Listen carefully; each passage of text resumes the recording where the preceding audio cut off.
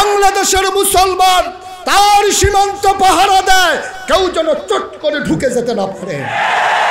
বারবার রাত জেগে পাহারা দিতে হবে, পরাজিত শক্তি যেন চট করে ঢুকে না যায়। বাংলাদেশের মুসলমান ঘুমিয়ে যায়, বাংলাদেশের মুসলমান অতন্ত্র প্রহরীর মতো পাহারা দেয়। আমার 56,000 বর্গ মাইলে শুকুনের থাবা যেন দিতে না পারে। বাংলাদেশের মুসলমান তার সীমান্ত পাহারা দেয়, কেউ যেন চট করে ঢুকে যেতে না পারে।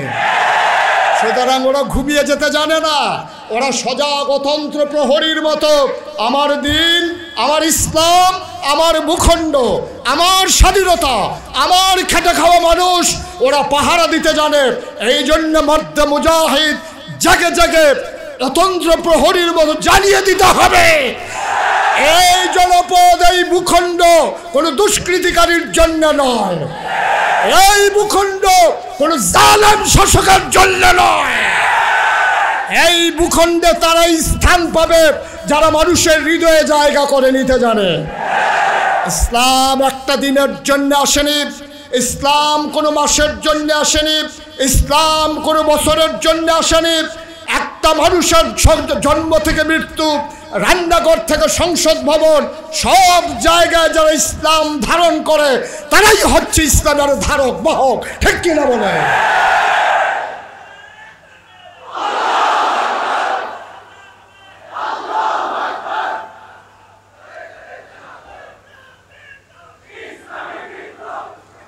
আর সোনার বাংলা, আমি তোমায় ভালোবাসি।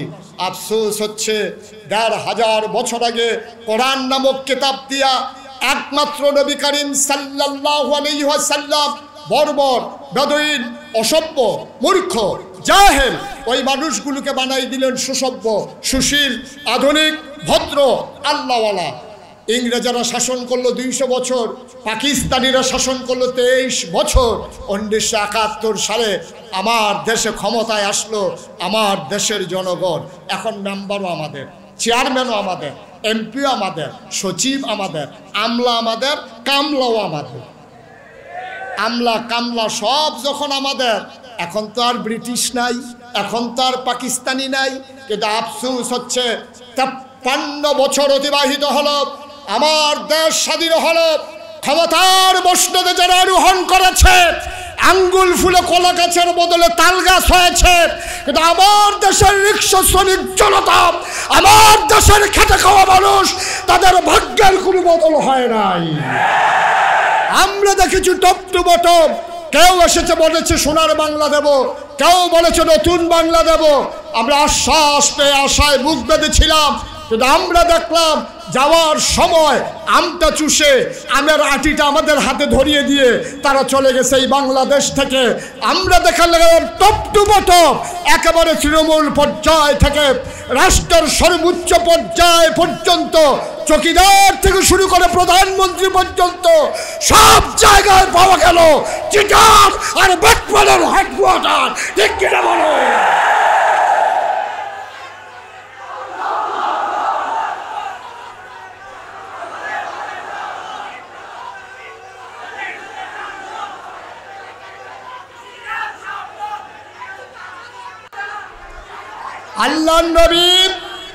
আল্লাহ নবী মাত্র 23 বছরের এই মক্কার জমিন আর মদিনার জমিন ব্যবহার করে গোটা পৃথিবীর মানুষের চোখে আঙ্গুল দিয়ে দেখিয়ে দিলেন ভদ্রতা কাকে বলে, সভ্যতা কাকে বলে, মানুষ কাকে বলে। আফসোস 53টা বছর পার হলো, না পেলাম স্বাধীনতা, না পেলাম ন্যায্য অধিকার। স্বাধীনতা কাকে বলে আমরা বুঝলাম না। এজন্য ছড়াকার দুঃখ করে বলেছিলেন, ধরা যাবে না, ছোঁয়া যাবে না, বলা যাবে না কথা, রক্ত দিয়ে কিনে নিলাম আজব স্বাধীনতা। আজব স্বাধীন বাংলাদেশ আমরা চাই নাই, ঠিক কিনা বলেন? ১৫০০ বছর আগে বিদায় হজের ভাষণে আল্লাহ নবী যেই পৃথিবী দেখাতে দিয়ে চেয়েছিলেন, তিনি যেই অবিয়বাণী বলেছিলেন, কালো ধলোর মাঝে কোনো পার্থক্য থাকবে না, কালো ধনী আর নির্ধনের মাঝে পার্থক্য থাকবে না, আরব অনারবের মাঝে পার্থক্য থাকবে না। ১৫০০ বছর পরে আমরা দেখলাম আজকে দলীয় আর বিরোধী দলীয় ভিতরে পার্থক্য দেখা দিয়েছে, ঠিক কিনা বলে? একদল মানুষ আঙ্গুল ফুলে কলা গাছ হয়েছে, আর একদল মানুষ আয়না করে বন্দী হয়েছে। একদল মানুষ আনন্দের ঈদ কাটিয়েছে বিদেশে গিয়ে, আর আরেক দল মানুষের ছোট্ট ছেলেটা রঙিন জামা পরে অপেক্ষা করছে বাবা আসলে হাত ধরে তারপরে ঈদগাহে যাবে। আপনি বুঝবেন তার কষ্ট, আপনি বুঝবেন তার বেদনা, যে বাচ্চাটা রঙিন কাপড় পরে অপেক্ষা করছে, আম্মা আমি ঈদগাহে যাব। বাবা যখন আঙ্গুলে ধরে ধরে নিয়ে যাবে, সেই মা জানে না তার স্বামী আছে কি নাই, সে সন্তান জানে না তার বাবা আছে কি নাই। কি এক দুঃসহ যাতনা, কি এক বেদনা, কি এক গুমুট কান্না, আপনাকে বোঝানো যাবে না। এর মাঝ থেকে ১৫০০ বছর আগে নবী যে ইসলাম দিয়ে গিয়েছিলেন, নবী যে সাম্যের কথা বলেছিলেন, নবী যে আদর্শের কথা বলেছিলেন, এর বাইরে যাওয়ার আমাদের কোনো সুযোগ নাই, ঠিক কিনা বলেন? আমরা তেমনই বাংলাদেশ চাই যেই সোনালী মদিনা নবী গড়েছিলেন। আমরা ৫৬,০০০ বর্গ মাইলের বাংলাদেশ চাই, টেকনাফ থেকে তেঁতুলিয়া, রূপসা থেকে পাথুরিয়া। আমরা সেই সমাজ চাই নবী যেমন করে বলেছিলেন ফাফলহুম, আল্লাহ যেমন বলেছিলেন আপনি প্রতিশোধ পরায়ণ হবেন না, আপনি মাফ করে দেন। আমরা সেই জিনিসটা ১৭ বছরে পাই নাই। পুরনো ইতিহাসকে জাগিয়ে মিথ্যা সাক্ষী দিয়ে যারা এই বাংলার জমিনে ইসলামকে কায়েম করতে চেয়েছে, তাদেরকে সেই চাওয়াকে পাওয়ায় পূর্ণতা না দিয়ে তাদেরকে লাশ বানিয়ে দেওয়া হয়েছে, ঠিক কিনা বলো? সময় এসেছে হিসাব নেওয়ার, সময় এসেছে কড়াই গন্ডায় মিলিয়ে নেওয়া। সুতরাং বাংলার মানুষ নিতরে নিস্তব্ধ থাকতে পারে না, হিসাব মিলিয়ে নিতে হবে। আমার ভাইকে যারা অন্যায়ভাবে ফাঁসি কাস্টে ঝুলিয়ে দিল, সন্তানদেরকে এতিম বানানো হলো, আমরা হয়তো এতিম বানাতে চাই না, কিন্তু হিসাব নিতে চাই, ঠিক কিনা বলো?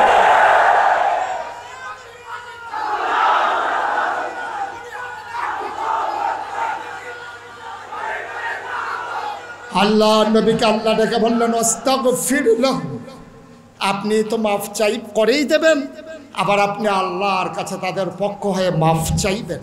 ওয়াশাবিরহুম ফিল আমর, এবং আপনি যে কোনো কাজের ক্ষেত্রে পরামর্শ করবেন। ফাইজা আযামতা, যখন ঐক্যবদ্ধ হয়ে যাবেন, ফাতাওয়াক্কাল আলাল্লাহ, তারপরে আপনি আল্লাহর উপরে ভরসা করবেন। এটাই হচ্ছে নবীর সাম্যের মদিনা, এটাই হচ্ছে নবীর সাম্যের মক্কা। আর আমরা সামাজিকভাবে সেই সাম্যের বাংলাদেশ চাই নাকি চাই না? চাই নাকি চাই না? অন্যায়কে আমরা অন্যায় বলতে চাই, ন্যায়কে আমরা ন্যায় বলতে চাই, ঠিক কিনা বলেন? সাদাকে সাদা, কালোকে কালো, ধলোকে ধলো। আমরা লম্বাকে লম্বা বলতে চাই, খাটোকে কাঠো বলতে চাই। আমরা গর্ব ভরে ওই পাপীকে পাপী বলতে চাই। আমরা সাংবাদিক সম্মেলন করে বলতে চাই না আমার পিয়নো ৪০০ কোটি টাকার মালিক। লজ্জায় মাথা হ্যাট হয়ে যায়। একটা দেশের প্রধান সাংবাদিক সম্মেলন করে সোশ্যাল মিডিয়াকে ডেকে, প্রিন্ট মিডিয়ার মাধ্যমে, ইলেকট্রনিক্স মিডিয়ার মাধ্যমে গোটা বিশ্ববাসীকে জানান দিচ্ছে ওনার পিয়নো ৪০০ কোটি টাকার মালিক। আফসুস সেদিন ওখানে ওই সাংবাদিক ছিল না যে ইচ্ছে করলে বলতে পারতো পিয়ন যদি হয় ৪০০, আপনি না জানি কত।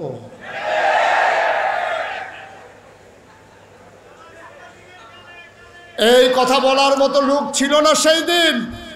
দালাল মিডিয়া, হলুদ সাংবাদিকতা কেমন করে পদলেহন করা লাগে, বাংলাদেশের মানুষ ১৭ বছর ধরে মিডিয়ার ভূমিকা দেখেছে, ঠিক কিনা বলেন? অথচ নবীজি আজকে সাম্যের পৃথিবী গড়তে চায়, নবীজি করে দিতে চেয়েছেন। আর নবীর ওয়ারাসাতুল আম্বিয়া, আল ওলামা ওয়ারাসাতুল আম্বিয়া, একদল জাগ্রত মানুষ, একদল আলেমে দ্বীন, একদল মর্দে মুজাহিদ নবীর রেখে যাওয়া সেই সম্পদকে সামনের দিকে এগিয়ে নিয়ে যেতে চায়।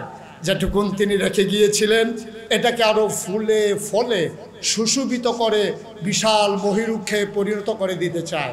নবী 23 বছরের জীবনে যে আদর্শ উপহার দিয়েছিলেন আমরা তার যোগ্য ওয়ারিস হিসেবে আমাদের দায়িত্ব ছিল এই ময়দানে নবীর ওয়ারিস হিসাবে বাড়িয়ে নেওয়া সেই ময়দানের কাজগুলো, ঠিক কিনা বলেন? ওয়ারিস হয় দুই ধরনের, একদল হলো সু, আরেক দল হলো কু। ওয়ারিস দুই প্রকার, একদল হলো সুওয়ারিস, আরেক দল হলো কুওয়ারিস। যারা সুওয়ারিস তাদের রেখে যাওয়া বাবার সম্পদকে বাড়ায়। সে যদি 10 কানি জমিন পায় বাবা থেকে, সে কষ্ট করে করে কয়েক বছরের ব্যবধানে এটাকে 15 কানি বানাইতে চায়। আর যে কুওয়ারিস বাবার রেখে যাওয়া 10 কানি সম্পদকে সে ঘুমিয়ে হেলায় ফেলায় কাটিয়ে পরিশ্রম না করে সেই সম্পদকে বিক্রি করে করে তার জীবিকা নির্বাহ করতে চায়। আজকে আমরা বাংলাদেশে দেখেছি 17 বছরের ব্যবধানে নবীর সুওয়ারিসরা যেমন টিকে ছিল মাথা মামলা বোঝার মাথায় নিয়ে, যেমন করে তারা ঘুম খুনকে উপেক্ষা করে, নবীর সুওয়ারিসেরা নবীর দিনকে টিকিয়ে রাখার জন্য পালিয়ে বেরিয়েছে, লুকিয়ে বেরিয়েছে, ঘরের ভিতরে যা থাকতে পারেনি, স্বাভাবিক জিন্দেগি যাদের ছিল না, তারপরও নবীর আদর্শকে বিলীন হতে দেয়নি। কিন্তু আমরা এইটাও দেখেছি আলেম নামদারি আরে কুওয়ারিসেরা ওই দালালের ভূমিকায় গিয়ে আমার দেশের ইসলামকে নিষ্পেষিত করেছে, আমার দেশের ইসলামকে ধ্বংসের চরম একবারে পর্যায়ে নিয়ে গেছে। আমরা নবীর কুওয়ারিস হতে চাই না, আমরা নবীর সুওয়ারিস হিসাবে থাকতে চাই। ফয়সালা হবে সেদিন, কিয়ামতের ময়দানে যেদিন উঠবে মানুষ, সেদিন ফয়সালা হবে কারা সুওয়ারিস কারা কুওয়ারিস। যারা সিরতের ময়দানে ক্ষমতার মসনদে আরোহণ করে আইন শৃঙ্খলা রক্ষাকারী বাহিনীকে ব্যবহার করে মামলা হামলার ভয় দেখিয়ে সিরত ময়দানে ওই আল্লাহওয়ালা আলেমদেরকে কথা বলতে চায়নি, তারাই হচ্ছে কুওয়ারিস। ঠিক বলো?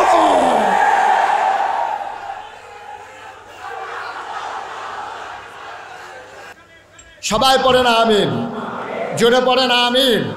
তাহলে সামাজিকভাবে আজকে সামাজিক জীবনে ন্যায় বিচার প্রতিষ্ঠায় যেহেতু আমার নবীর ভূমিকা কি দেখেন, কেমন করে তিল তিল করে আল্লাহ তার নবীকে গড়ে তুলেছেন। যে মানুষটির দুনিয়াতে কোনো শিক্ষক নাই, আল্লাহই যার শিক্ষক।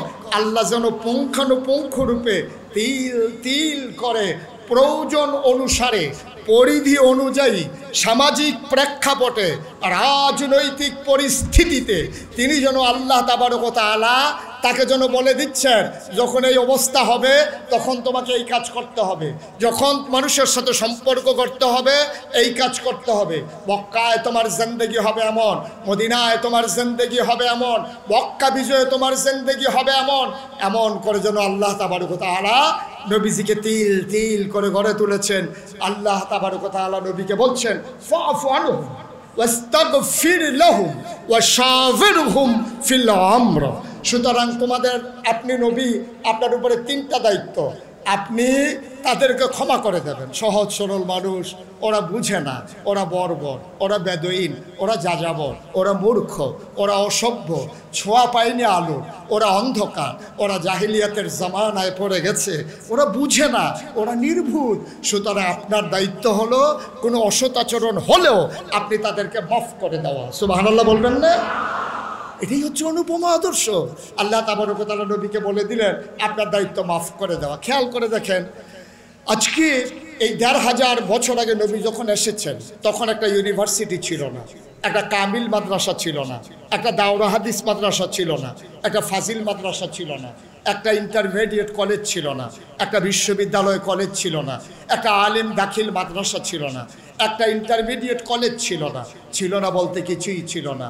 না ছিল নৈশ শিক্ষা, না ছিল গণশিক্ষা, না ছিল প্রাইমারি স্কুলের সেই শিক্ষা, না ছিল দারুল আরকাম নামক প্রজেক্টের মাধ্যমে কিছু ওই দালাল শ্রেণীর লোক তৈরি করার, পুনর্বাসন করার জন্য ওই শিক্ষা ছিল না বলতে কিছুই ছিল না। প্রাইমারি, প্রি প্রাইমারি, নৈশ শিক্ষা, গণশিক্ষা প্রিন্ট মিডিয়া, ইলেকট্রনিক্স মিডিয়া ছিল না বলতে কিছুই ছিল না।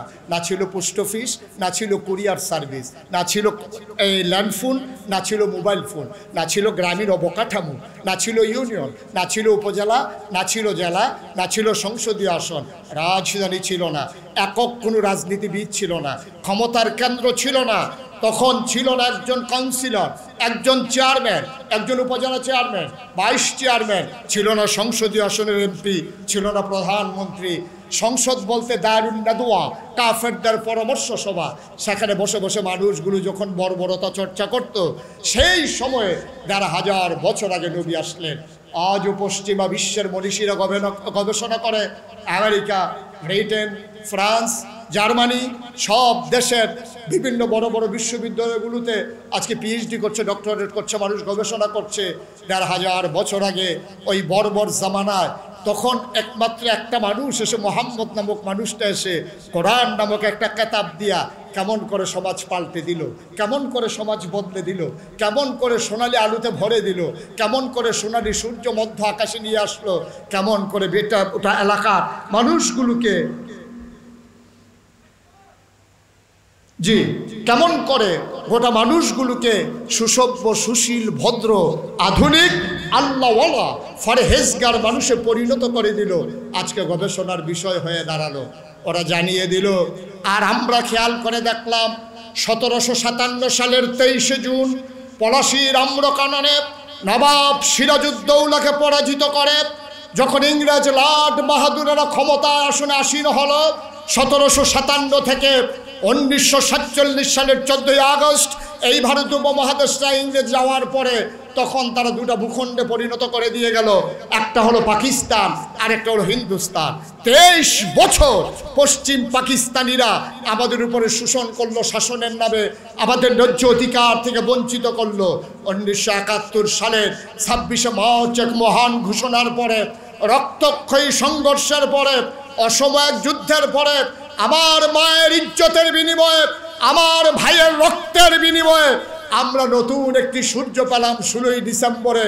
সেই দেশ একটা পতাকা, লাল সবুজের পতাকা পথ করে আকাশে উঠে জানান দিল।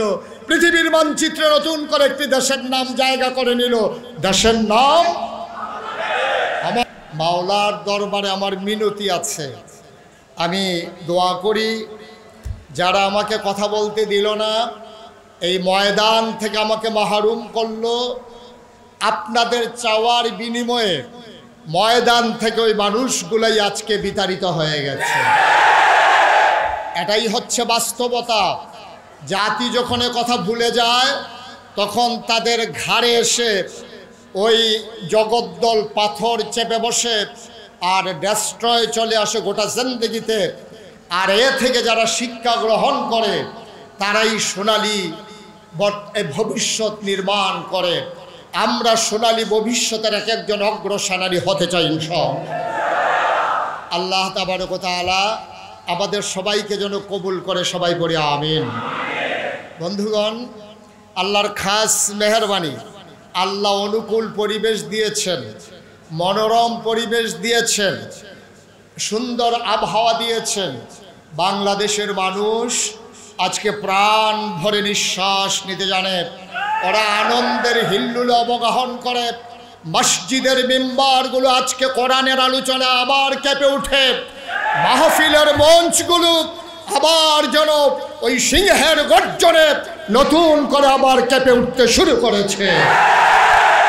আর সিংহ শাবকেরা গোটা ময়দানে ইসলামের পতাকা উড্ডীন করার জন্য তারা যেন অপেক্ষায় প্রহর গুনছে ইনশাআল্লাহ।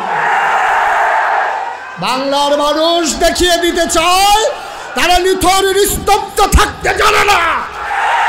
তারা দেখিয়ে দিতে চায় বাংলার জমিন তারা কাঁপিয়ে দিতে জানে। সুতরাং সেই প্রস্তুতি গ্রহণ করার জন্যে 19 দিনের সিরাত মাহফিল আমাদের জন্য রসদের ভূমিকা পালন করবে, আমাদের জন্য উজ্জীবিত শক্তি হিসাবে পালন করবে। আর সেই সম্পর্কেই নবীর জীবনের একটা গুরুত্বপূর্ণ বিষয় সম্পর্কে আলোচনা, ওয়ামা তৌফিকি ইল্লা বিল্লাহ। আল্লাহ যেন কবুল করে, সবাই বলি আমিন। বন্ধুগণ, আল্লাহ তাবারক ওয়া তাআলা মানুষ বানিয়েছেন লক্ষ কোটি বছর আগে। এ দুনিয়াতে মানুষ ছিল না, এ দুনিয়াতে ছিল জিন আর ফেরেশতা। জিনারা মারামারি করলো, কাটাকাটি করলো, ঝগড়া বিবাদ করলো, আল্লাহ রাগ করলেন, ফেরেশতা পাঠিয়ে জিনদেরকে পিটিয়ে আল্লাহর জমিন আল্লাহ খালি করে দিলেন।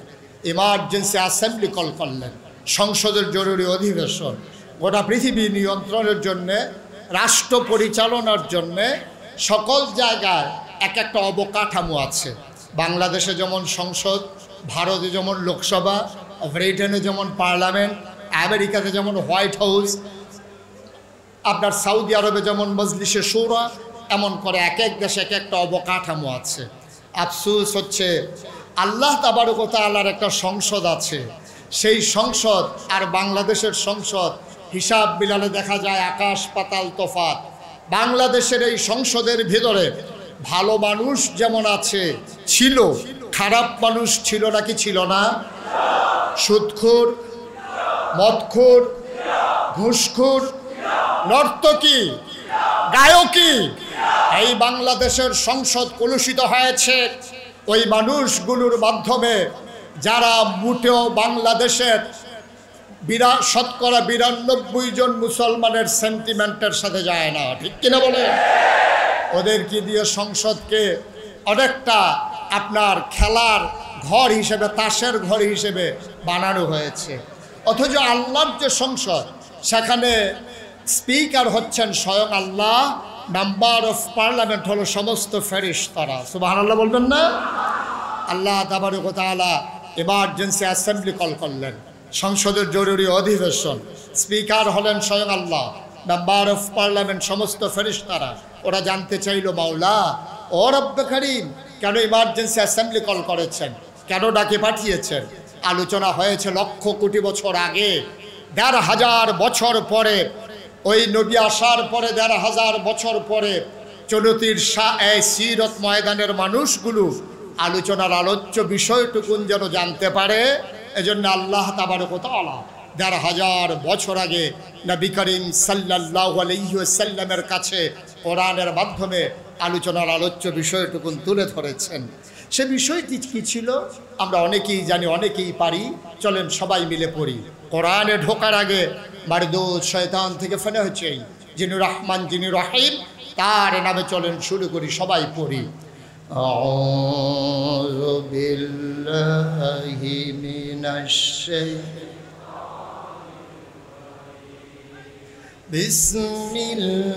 বিসমিল্লাহির রাহমানির রাহিম। ইন্নী জাইলুন ফিল আরদি খলিফা। আল্লাহ ডেকে বললেন, ও ফেরেশতারা, আমি একটা কওম, আমি একটা সম্প্রদায়, আমি একদল মানুষ বানাতে চাই যাদের পরিচয় হলো তারা আমার খলিফা। সুবহানাল্লাহ বলে। ফেরেশতারা বলল, বানাবেন না। এর আগে জিন বানিয়েছেন, মারামারি করলো, কাটাকাটি করলো, ঝগড়া বিবাদ করলো।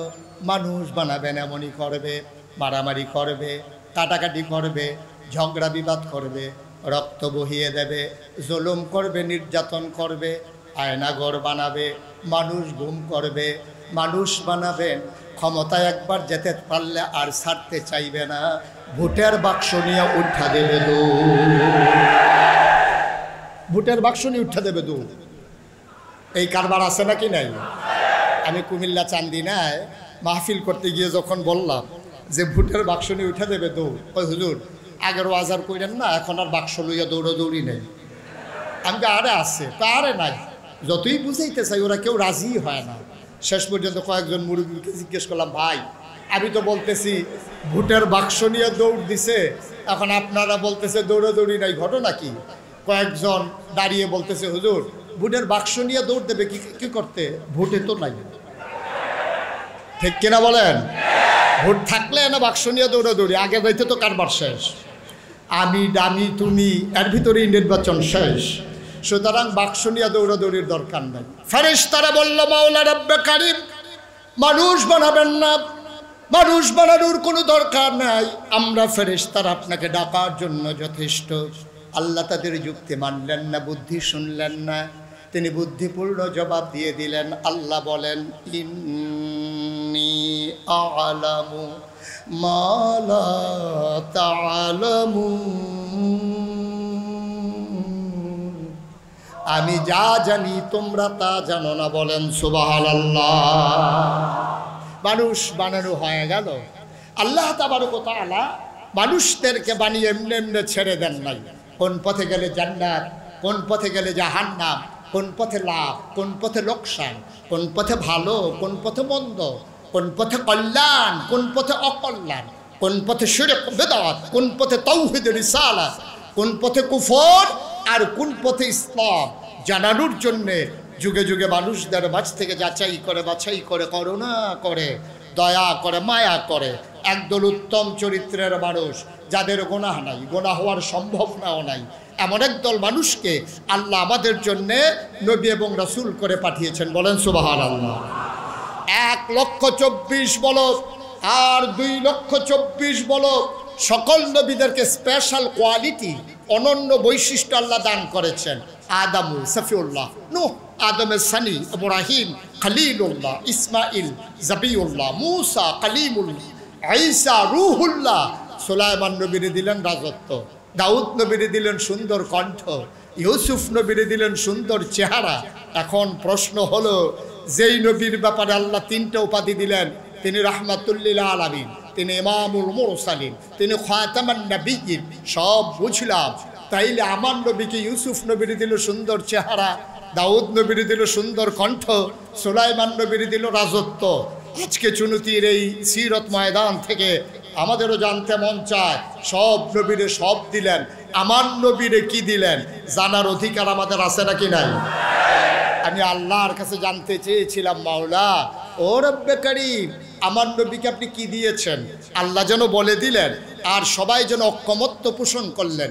সাহাবিন, তাবিন, তাবে তাবিন, উম্মাহাতুল মুমিনিন, আইম্মে মুজতাহিদিন, আইম্মে শরীয়ত, আইম্মে তরিকত, সালফে সালিহিন, উলামায়ে মুতাকাদ্দিমিন মুতাআখিরিন, ইমাম সাহেবান, মুফাসসিরিনে কেরাম, মুফতিয়ানে আজম, সবাই মিলে একমত হয়ে গেল। 1,24,000 বলো আর 2,24,000 বলো, সকল নবী এবং রাসূল মিলে যা আমার নবীজি একা ইতা।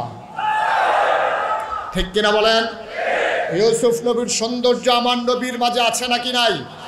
দাউদ নবীর সুন্দর কণ্ঠ আমার নবীর মাঝে আছে নাকি নাই? সুলাইমান নবীর রাজত্ব আমার নবীর মাঝে আছে নাকি নাই? তিনি ইমামুল মুরসালিন, তিনি খাতামান নবিয়্যিন, তিনি রাহমাতুল লিল আলামিন। বলেন সুবহানাল্লাহ। এই নবী অনন্য বৈশিষ্ট্যের অধিকারী ছিলেন। এই নবীকে আল্লাহ তাবারক ওয়া তাআলা পাঠিয়ে আমরা যখন জানতে চাইলাম, মাওলা ও রব্বে কারীম, আপনি নবীকে কি হিসাবে পাঠালেন? আল্লাহ যেন জানতে চাইলেন, বান্দারে আমার ব্যাপারে তোমাদের ধারণা কি? আমরা বলে দিলাম, মাওলা আপনার ব্যাপারে ধারণা হলো আলহামদুলিল্লাহি রাব্বিল আলামিন, আপনি হচ্ছেন সমস্ত জগৎ সমূহের জন্য রব। আর আল্লাহ যেন ডেকে বলেন, বান্দা এইটা যদি তোমাদের কথা হয়, আবার আমার নবীর ব্যাপারে শুনো, ওয়ামা আরসালনাকা ইল্লা রাহমাতাল লিল আলামিন, আমি হইলাম রব্বুল আলামিন। খেয়াল করেন, আমি হইলাম রব্বুল আলামিন আর আমার নবী হলো রাহমাতুল লিল, অর্থাৎ যত জায়গায় আল্লাহ রব তত জায়গায় নবী রহমত। সুবহানাল্লাহ বলবেন না? মজা করে আমরা আয়াতটা পড়ি দেখি, ওয়ামা আরসালনাকা ইল্লা রাহমাতাল লিল আলামিন। অচনতির মুসলমান, বীর চট্টলার বীর জনতা, গভীর মনোযোগ দিয়ে শুনতে হবে। আমার নবীকে আল্লাহ রহমত করে বানালেন। এই নবী শুধু ব্যক্তি জীবনে রহমত না, নবী ব্যক্তি জীবনে রহমত, পরিবার জীবনে তিনি রহমত, সামাজিক জীবনে তিনি রহমত, অর্থনৈতিক জীবনে তিনি রহমত, রাজনৈতিক প্রেক্ষাপটে তিনি রহমত, গোটা পৃথিবীর মানুষের সাথে মানুষের সম্পর্ক, সেখানে তিনি রহমত। মানুষের ইন্টারন্যাশনাল রিলেশন, গোটা পৃথিবীর মানুষের সাথে মানুষের সম্পর্ক হবে কেমন, সেখানেও আমার নবী উসওয়াতুন হাসানা, যিনি আল্লাহ ঘোষণা দিয়ে দিলেন, লাকাদ কানা লাকুম ফি রাসূলিল্লাহি উসওয়াতুন হাসানা। তিনি হলেন মডেল, তিনি হলেন আইডল, তিনি হলেন আইকন, তিনি হলেন আদর্শ, তিনি হলেন নমুনা। কেমন হবে ব্যক্তি জীবন, কেমন হবে সমাজ জীবন, কেমন হবে পারিবারিক জীবন, কেমন হবে রাজনৈতিক জীবন, সকল ক্ষেত্রে আমার নবী হলেন মডেল। আর আল্লাহ তাবারক ওয়া তাআলা জানিয়ে দিলেন, ও নবী আমার, আপনি আপনার সম্পর্কে জেনে নেন। কোরআনে আল্লাহ ওয়াজ করে দিলেন, ফাবিমা রাহমাতিম মিনাল্লাহ, ফাবিমা রাহমাতিম মিনাল্লাহ, ফাবিমা রাহমাতিম মিনাল্লাহি লিনতা লাহুম ওয়ালাউ কুনতা ফাজ্জান গালিজাল কলব লানফাদ্দু মিন হাওলিক ফাআফু আনহুম ওয়াস্তাগফির লাহুম ওয়াশাবিরহুম ফিল আমর ফাইযা আযামতা ফাতাওয়াক্কাল আলাল্লাহ ইন্নাল্লাহা ইউহিব্বুল মুতাওয়াক্কিলিন। অচুনতির মুসলমান, লোহাগাড়ার মুসলমান, সাতকানিয়ার মুসলমান, চকরিয়ার মুসলমান, কক্সবাজার টেকনাফুকিয়ার মুসলমান, বাংলার মুসলমান, মন দিয়ে শোনো, আল্লাহ তাবারক ওয়া তাআলা নবীকে পাঠিয়ে জানিয়ে দিলেন, ও নবী আপনি জেনে যান, ফাবিমা রাহমাতিম মিনাল্লাহ, আল্লাহর পক্ষ থেকে নবীর সাথে যে রহমত দেওয়া হয়েছে, নবীর যে রহমত, লিনতা লাহুম, নবীর মনটাকে আল্লাহ সবার জন্য নরম বানিয়েছেন। অর্থাৎ গোটা সমাজবাসীর জন্য, হিন্দু বুঝি না, বৌদ্ধ বুঝি না, খ্রিস্টান বুঝি না, ইহুদি বুঝি না, পৌত্তলিক বুঝি না, সবার জন্যে লিনতা লাহুম, আপনার মনটাকে নরম করে বানানো হয়েছে। কেন নরম বানানো হলো? ওয়ালাউ কুনতা ফাজ্জান গালিজাল কলব, আপনার মনটাকে যদি শক্ত করে বানাতাম, লানফাদ্দু মিন হাওলিক, যারা আপনার জন্য জীবন দিতে প্রস্তুত, যারা গুহার ভিতরে ঢুকে, যারা আপনি ঘুমিয়ে পড়ার পরে গায়ের পাঞ্জাবি টুকরো টুকরো করে, মাথার পাগড়ি টুকরো টুকরো করে, সাপের গর্তের ভিতরে দেওয়ার পরে গর্ত রয়ে যায়, কাপড়ের টুকরা নাই, যারা নিজের পা দিয়ে সেই সাপের গর্ত ঢেকে দেয়, যারা সাপের গর্তের ভিতরে সাপের কামড় খায়, তারপর নবীর কষ্ট হতে দেয় না, এই মানুষগুলো আপনি দেখতেন লানফাদ্দু মিন হাওলিক, যদি আপনার মনটা শক্ত হতো আপনি দেখতেন এই মানুষগুলা আপনার চতুর্পার্শ্বে কেউ নাই, সবাই আপনাকে ফেলে মুসা নবীর উম্মতের মতো সবাই দূরে সরে গেছে। এই জন্য ফাবিমা রাহমাতিন মিনাল্লাহ, আল্লাহর পক্ষ থেকে রহমত লিনতা লাহুম, আপনার মনটাকে নরম করে বানানো হয়েছে। যদি শক্ত হতো, লানফাদ্দু মিন হাওলিক, আপনি দেখতেন চতুর্পাশ থেকে ওরা সরে গেছে। সুতরাং সামাজিকভাবে আপনার দায়িত্ব হলো তিনটা। কয়টা? ঘুমাই গেছেন নাকি? প্রস্তুতি নিচ্ছেন? ঘুমার জন্য রিহার্সাল দিচ্ছেন নাকি? কথা তো একটা মনে পড়ছে, বলে ফেলবো নাকি? বললেই ফলাই না, আর আসি না, না আসি। হ্যাঁ, সবাই কোনা আমি। ওই স্কুলের ভিতরে স্যার গেছে, ইন্সপেক্টর গেছে ইন্সপেকশন করার জন্য। ইন্সপেকশন করার জন্য যখন স্যার গেছে, গিয়া দেখে যে ক্লাসের ভিতরে স্যার ঘুমাইতে আছে। তো উনি ঢুকেই বলতেছে, স্যার ঘুমান নাকি? উনি লাভ দিয়ে উঠে কই, ইহাকে বলে ঘুম। উনি তো চমকাই উঠছে, উনি ঘুম থেকে উঠে কী কইলো যে ইহাকে বলে ঘুম? তো ইন্সপেক্টর সাহেব বলতেছে, স্যার বুঝলাম না, এটা কী বললেন? আজকে 3 দিন ধরে ঘুম কারে কয় ছাত্রদেরকে বুঝাইতেছি, ওরা কোনোভাবেই বুঝে না, এই জন্য স্যার প্র্যাকটিক্যাল ঘুমাইয়া দেখাইতে আসি ঘুম কারে কয়। স্যার বলতেছে, খুব ভালো টিচার, ওনাকে আবার উপজেলার শ্রেষ্ঠ শিক্ষক নির্বাচন করা হইল। তা আপনারাও রিহার্সাল দিচ্ছেন নাকি? ঘুমের জন্য প্র্যাকটিস করছেন?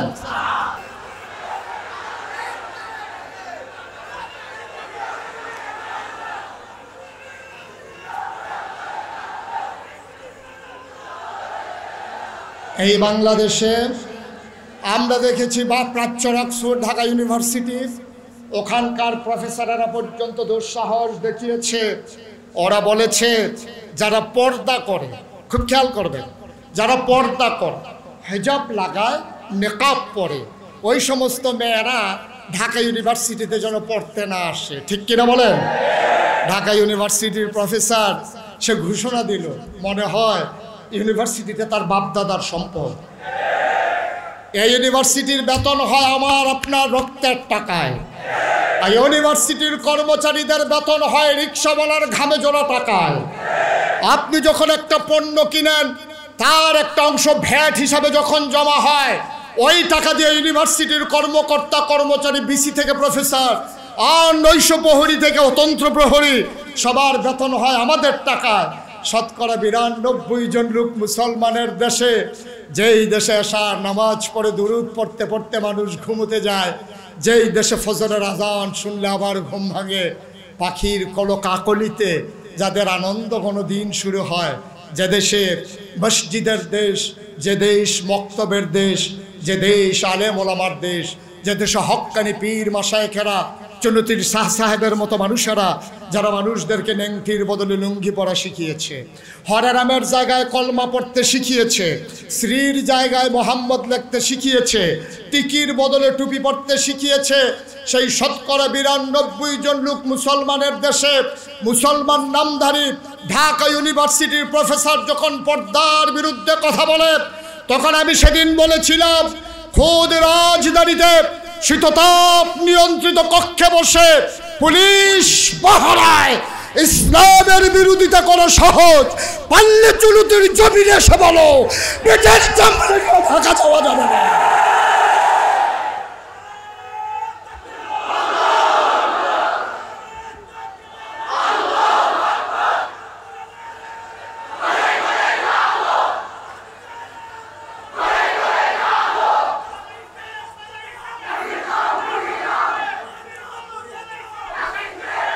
সময় আমাকে তাড়া করে ফিরে, ঘড়ির সেকেন্ডের কাটা টিক টিক করে আমাকে জানিয়ে দেয় আমাকে ছেড়ে দিতে হবে।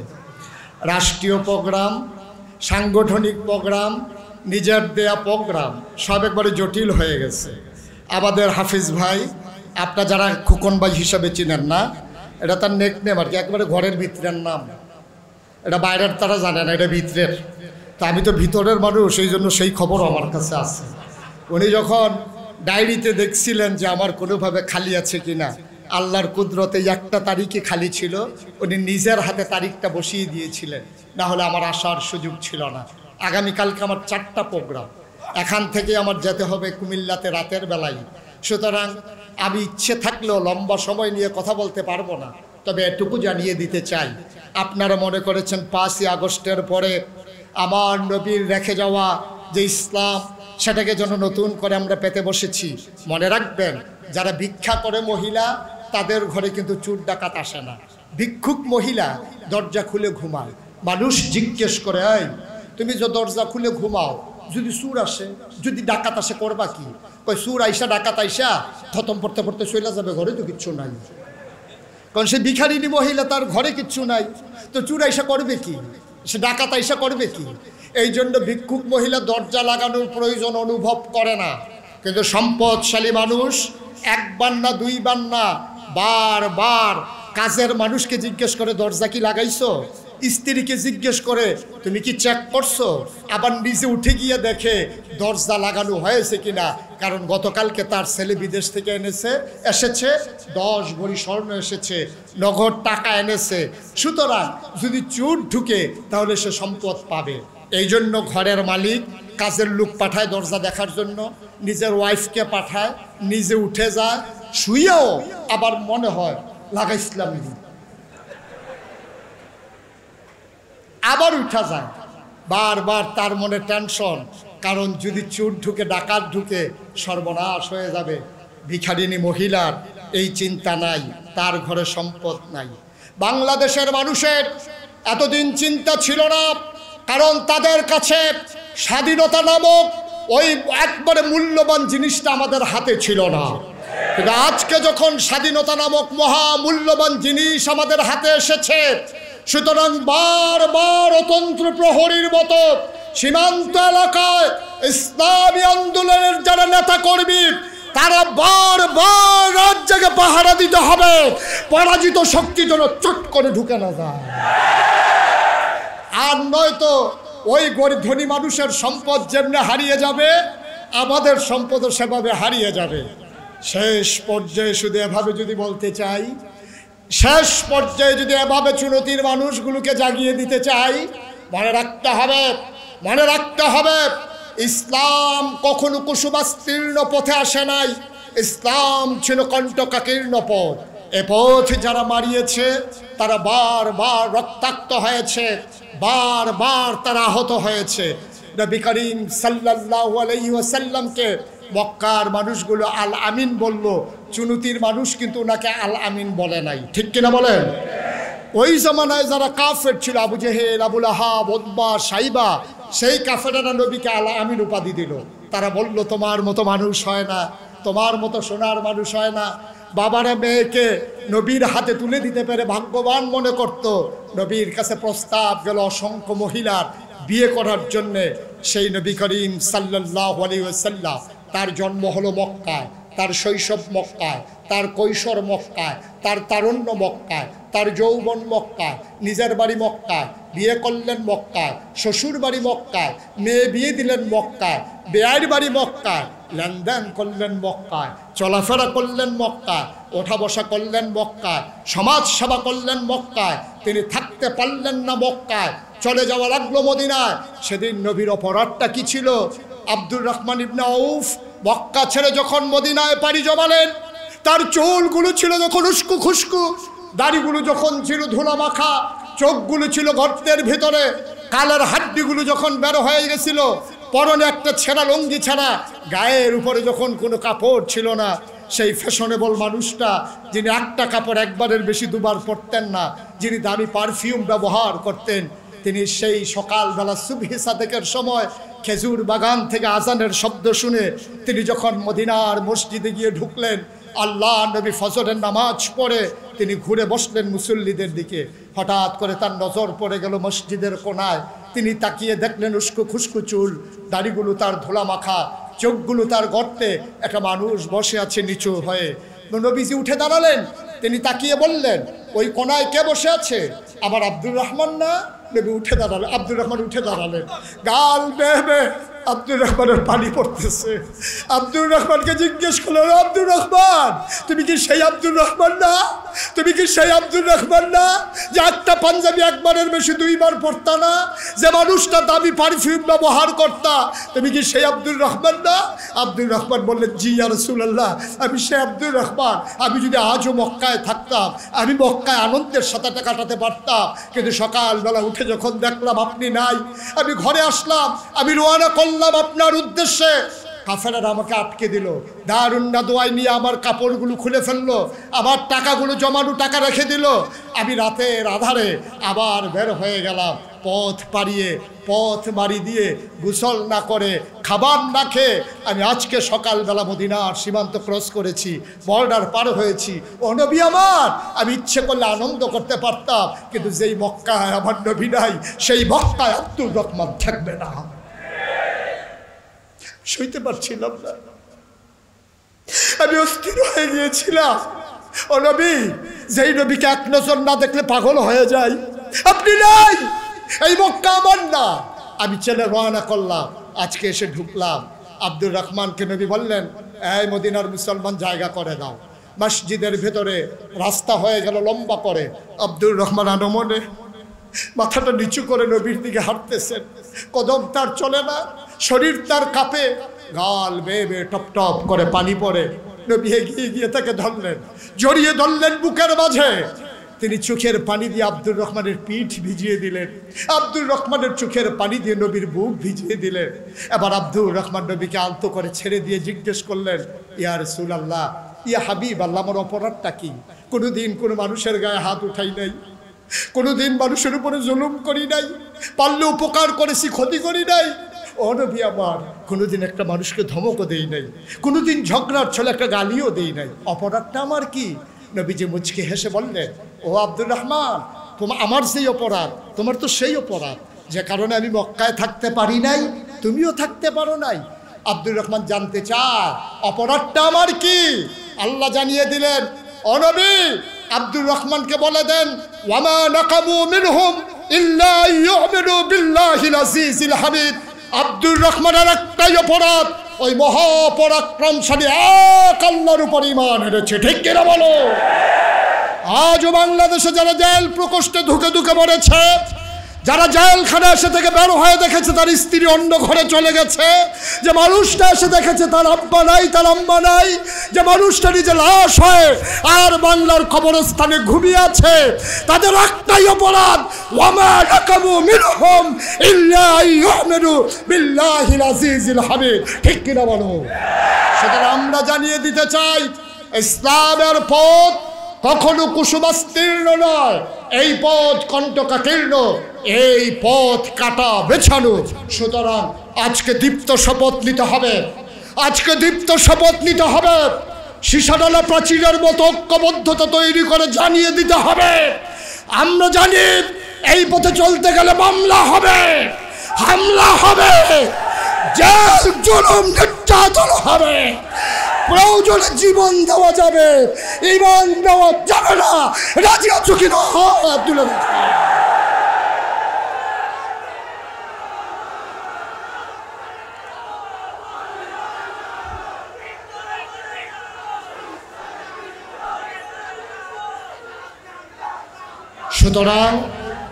সুতরাং স্লোগানে স্লোগানে সিরত ময়দান কাঁপিয়ে দেওয়াই আমাদের উদ্দেশ্য না। আমাদের উদ্দেশ্য হচ্ছে 5ই আগস্টের সেই মহা বিপ্লবের মাধ্যমে হাজারো ছাত্র জনতার রক্তের বিনিময়ে ঝাঁঝরা হওয়া আবু সাইদের সেই বুক পেতে দেওয়ার মাধ্যমে, মুগ্ধর পানি পানি বলে চিৎকার করার মাধ্যমে যেই স্বাধীনতা বাংলাদেশ অর্জন করেছে, এই স্বাধীনতার সূর্যকে আর ডুবে যেতে দেওয়া হবে না। প্রয়োজনে জীবন দেব, ঈমান দেওয়া যাবে না। প্রমাণ করে দিতে হবে বাংলার মুসলমান স্বাধীনতা আনতেও জানে, স্বাধীনতাকে পাহারা দিয়ে রক্ষাও করতে জানে। সুতরাং চিৎকার করে জানিয়ে দিতে চাই, তোমরা যারা মনে করেছো আমরা নিঃশ্বাস হয়ে গেছি, আমরা কচুরি পানা না যে গরু দিয়ে আমাদেরকে খাওয়াই ফেলবা, আমরা সমুদ্রের ঢেউ ঢেউ উঠা কোনো ফেনা না, বাতাসের সাথে আমরা মিশে যাব। আমরা চুনতির ময়দান থেকে এ বিশাল জনতা জানিয়ে দিতে চাই, আমরা ছিলাম, আমরা আছি, আমরাই থাকবো ইনশাআল্লাহ। সবার জন্য দোয়া করি, সবার কাছে দোয়া চাই। আসসালামু আলাইকুম ওয়া রাহমাতুল্লাহি ওয়া বারাকাতুহু।